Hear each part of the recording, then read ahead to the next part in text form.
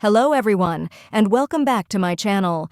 Today, we are going to cover one of the most important events that took place during the Israelites' journey in the wilderness, the story of Moses and the bronze serpent. This is recorded in the book of Numbers, chapter 21, verses 4 to 9. The people of Israel were leaving the land of Egypt. God had set them free from a life of slavery and was leading them to a new land He had promised them. Moses had been chosen by the Lord to lead the people, and God had also promised to take care of all their needs on their journey. When they came to Kadesh in the desert of Paran, they pitched their tents. But then they made a choice that would cost them dearly, a delay of 40 years and wandering in the wilderness. When they heard how difficult it would be to conquer the promised land of Canaan, they refused to trust God's promise to help them. They even threatened to appoint another leader to take them back to Egypt.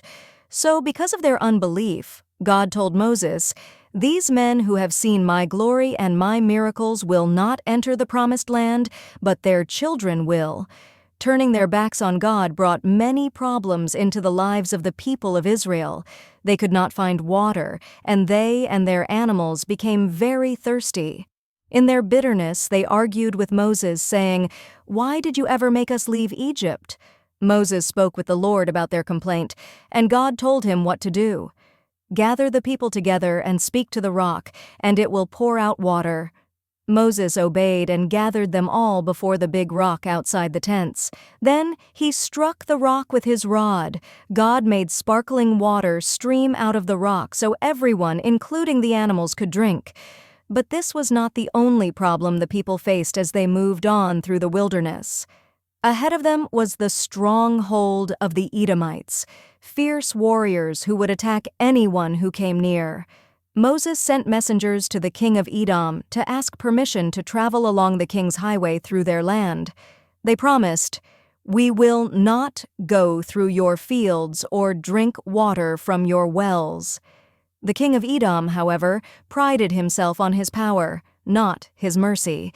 His answer was clear: "If you dare step on my land, I will attack you with the sword." So Moses led the people away from Edom until they came to Mount Hor. But then they faced an even greater danger. The Canaanite army swarmed towards them. Helpless against such a mighty army, the people turned to God in their need, and God was ready to help. A terrible battle was fought, and God gave Israel a tremendous victory. Yet, in spite of all God's help and goodness, the people would not trust God's care for their lives. As they continued their journey around the kingdom of Edom, they began to grumble again.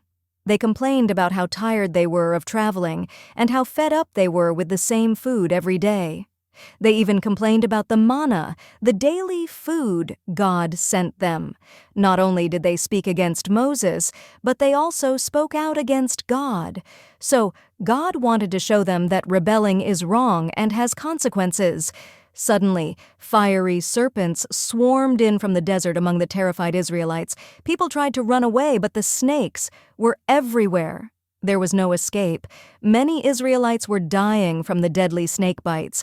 The people came to Moses and said, "We have sinned by speaking against God and you. Please ask God to take the serpents away." So Moses prayed, and the Lord told him what to do.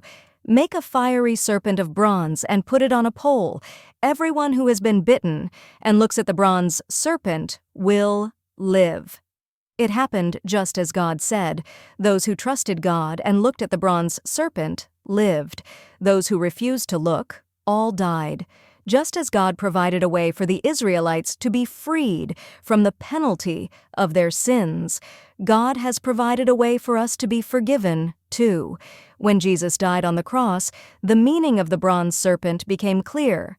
Jesus said, "As Moses lifted up the serpent in the wilderness, so the Son of Man must be lifted up, that whoever believes in him will not perish but have eternal life." If you found this video informative, please remember to like, share, and subscribe for more valuable content. Thank you for watching.